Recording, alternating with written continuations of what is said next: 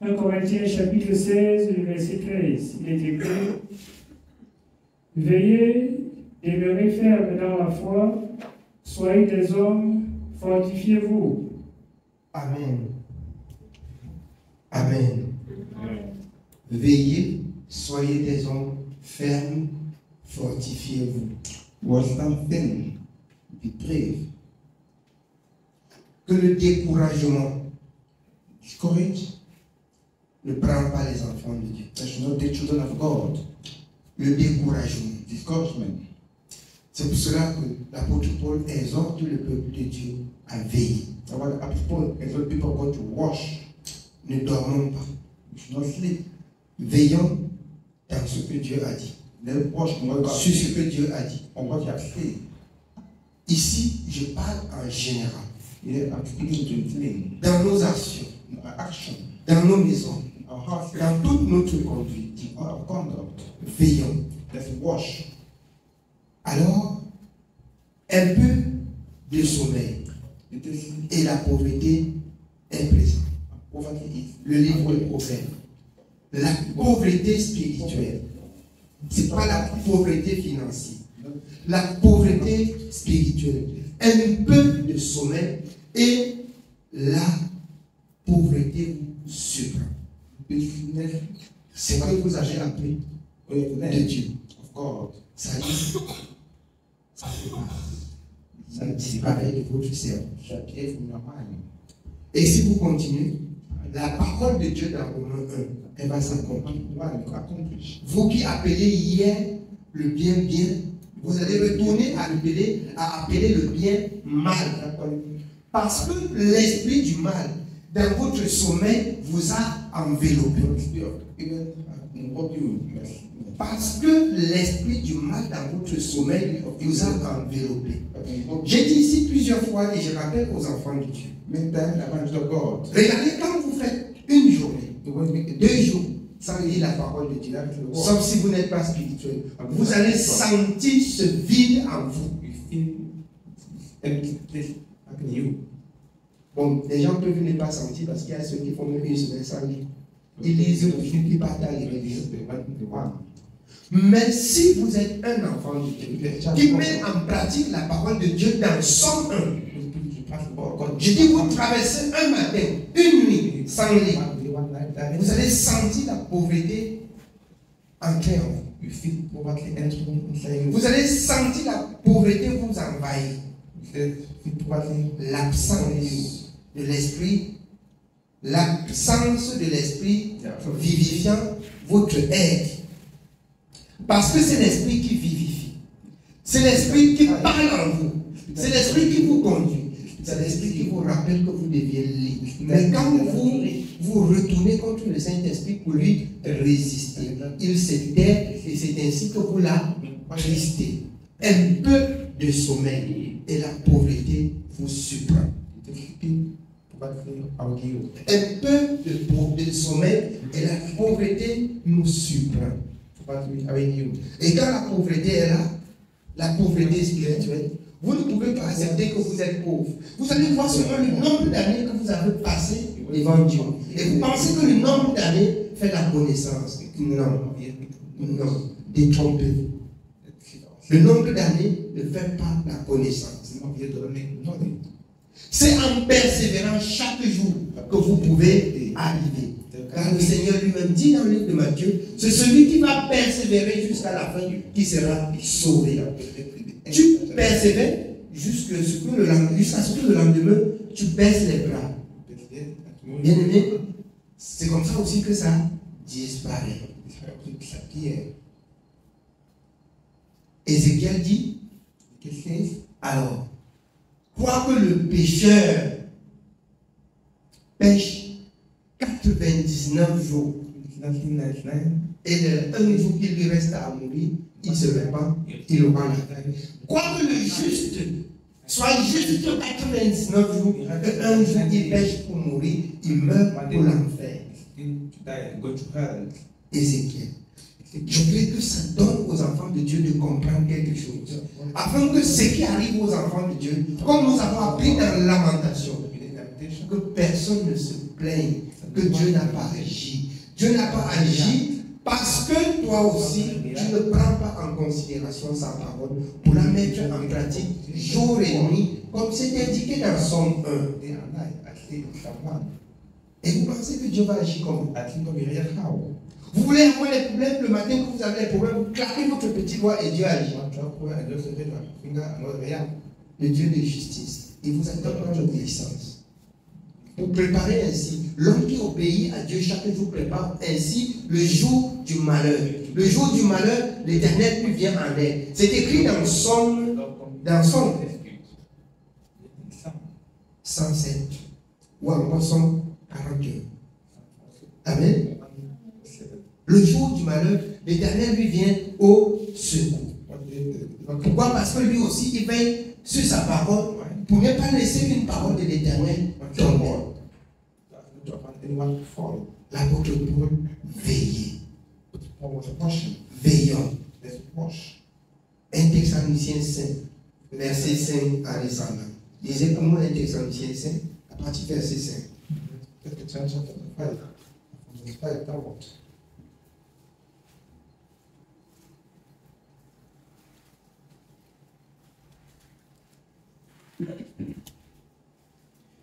1 Thessaloniciens chapitre 5.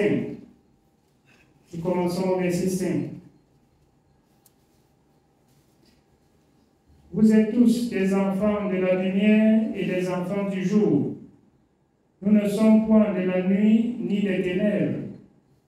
Ne dormons donc point comme les autres, mais veillons et soyons sobres.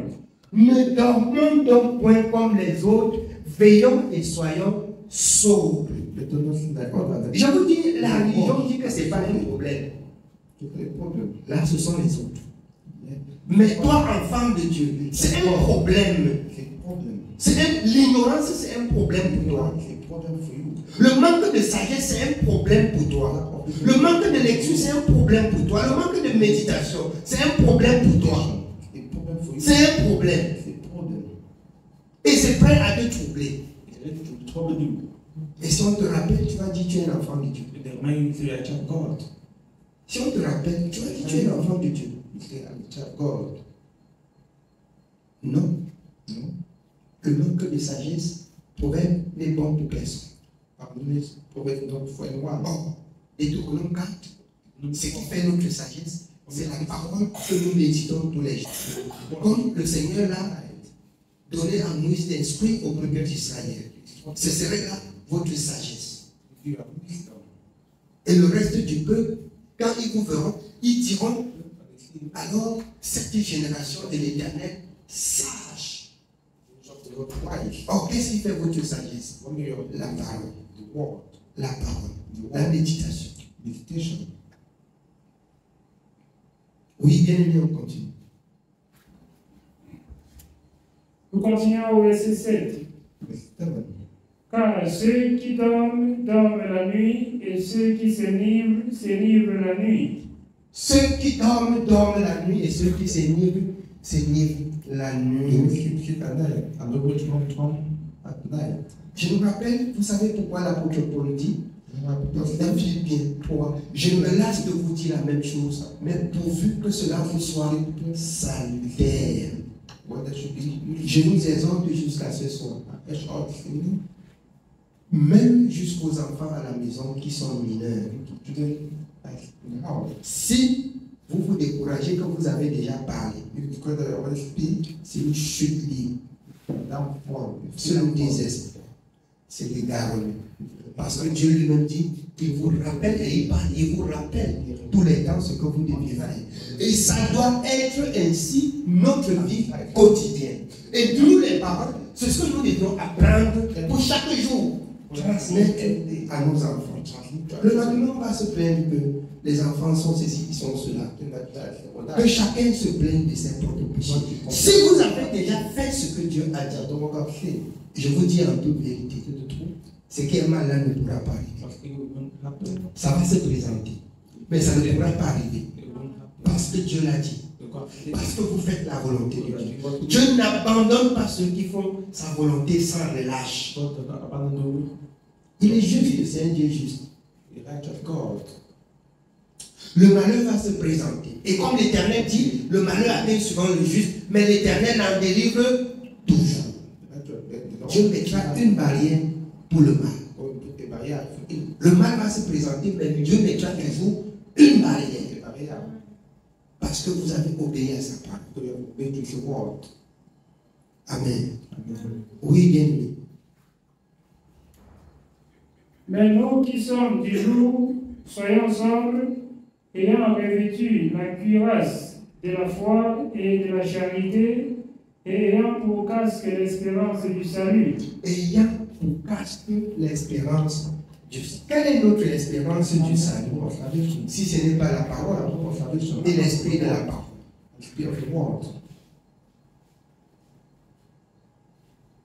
Nous espérons au salut, pourquoi? Parce que nous avons appris, parce qu'il est écrit. Parce qu'il est écrit. Jésus soutenant toutes choses par la parole. Vous avez vu les apôtres, eux aussi ils soutiennent par la parole de l'esprit. Parce que beaucoup sont ignorants, disant que les apôtres ont dit ici que Jésus n'a pas dit. Les apôtres aussi ont reçu l'esprit de Jésus pour parler de la part de Jésus. Pour rappeler au peuple ce que le peuple ne comprenait pas. Parce que l'esprit leur donne d'avoir la même pensée que Jésus, d'avoir la même parole que Jésus, d'avoir la même bouche que Jésus. Voilà le rôle de l'esprit dans la vie des apôtres et dans notre vie aussi en ce jour. Oui, bien aimé. Car Dieu ne nous a pas destinés à la colère, mais à l'acquisition du salut par notre Seigneur Jésus-Christ, qui est mort pour nous, afin que, soit que nous veillions, soit que nous dormions, nous vivions ensemble avec lui. Amen.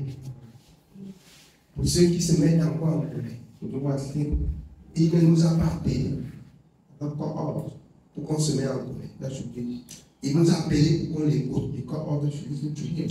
Il nous a appelés pour qu'on l'écoute et qu'on l'écoute attentivement. Et si on l'écoute, on est appelé à faire ce qu'il dit.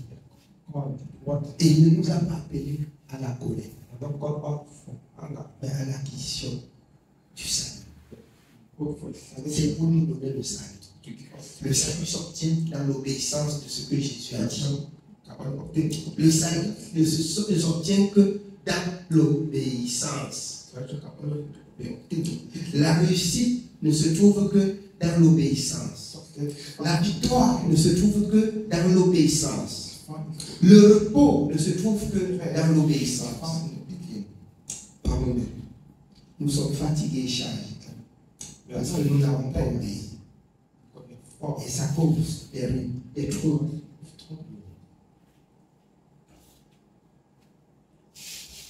Et vous pouvez bien comprendre pourquoi le prophète Isaïe criait que non au peuple d'Israël. La main de l'Éternel n'est pas pour cela. Ni son oreille Dieu pour entendre vos prières. Mais ce sont vos péchés. C'est vos crimes qui mettent une séparation entre vous et votre Dieu. C'est ça qui fait votre ruine. C'est ça qui cause votre ruine. Dieu est saint. Dieu est juste. La confusion est aux hommes. Que personne ne se plaint. Si quelqu'un veut se plaindre, il se plaint qu'il n'a pas fait la volonté de Dieu et Dieu n'a pas pris soin de lui. Dieu est juste. Et apprenons à dire la vérité chacun à son prochain. Dieu est juste. Dieu est juste pour ceux qui aiment la vérité. Dieu est juste pour ceux qui aiment la vérité. Parce que beaucoup parmi nous n'aiment pas la vérité. Beaucoup parmi nous, et comme le reste du peuple du monde, tu dis la vérité, tu deviens ennemi. Tu deviens ennemi. La vérité là, c'est quelque chose. Si Jésus a été persécuté, c'est à cause de la vérité. Alors, si Jean-Baptiste a été décapité, c'est parce qu'il a dévoilé la vérité. Et la vérité, comme les ennemis de la vérité ne voulaient pas entendre la vérité, on les poussait en prison. Et à la prison, la mort. Si vous n'aimez pas la vérité, bientôt vous allez persécuter en tant qu'enfant de Dieu. La parole de Dieu dans 1 Jean va s'accomplir. Ils sont sortis du milieu de vous. Si ils étaient des vôtres, ils ne seront pas sortis. Et c'est là l'antéchrist qui naît. C'est là l'antéchrist qui naît. Aimons la vérité. Soyons de la vérité. Bénissons Dieu pour la vérité. Quittons le mal et embrassons la vérité. Connaissons, acceptez la vérité. Amen. Oui, bien oui. Nous continuons au verset 11. C'est pourquoi exhortez-vous réciproquement et édifiez-vous les uns les autres, comme en réalité vous le faites. Comme en réalité vous le faites. C'est pourquoi exhortez-vous réciproquement. Vous avez vu que la sagesse se trouve dans l'exhortation, dans la méditation. Exhortez-vous réciproquement.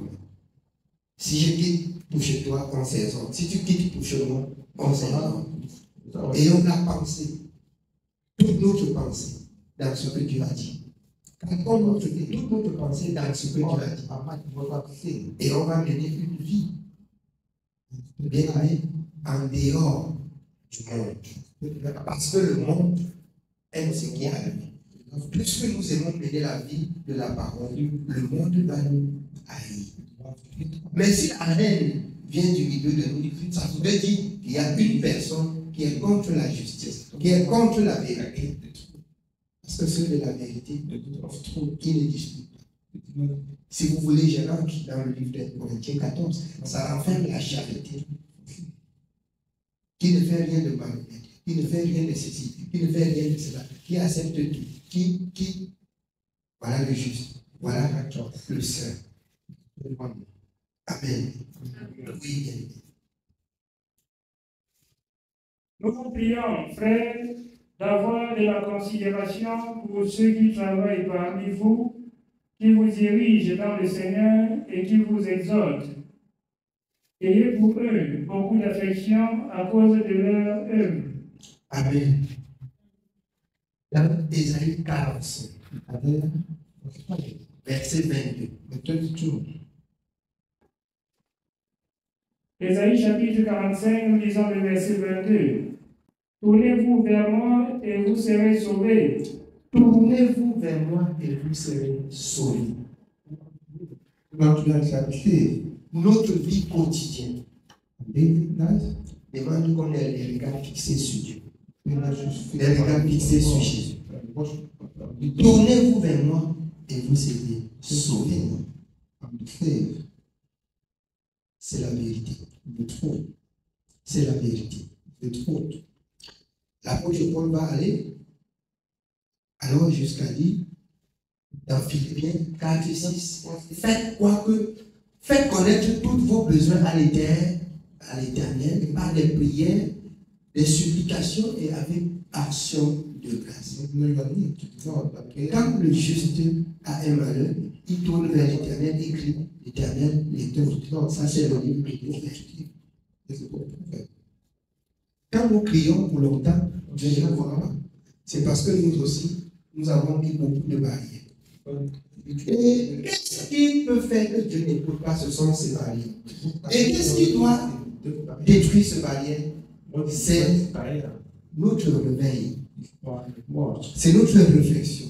Nous devons rentrer en nous-mêmes, comme il dit dans Ésaïe, pour regarder, pour examiner, comme dans 2 Corinthiens 15, pour voir si au juste nous sommes en collaboration avec Dieu.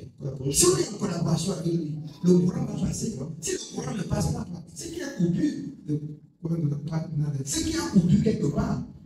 Et il faut relier. Et il faut relier pour prendre contact. Vous savez que tout à l'heure on a coupé la nuit. C'est ainsi que la lumière de l'homme se coupe avec Dieu quand il pêche. Man got with God when he sins.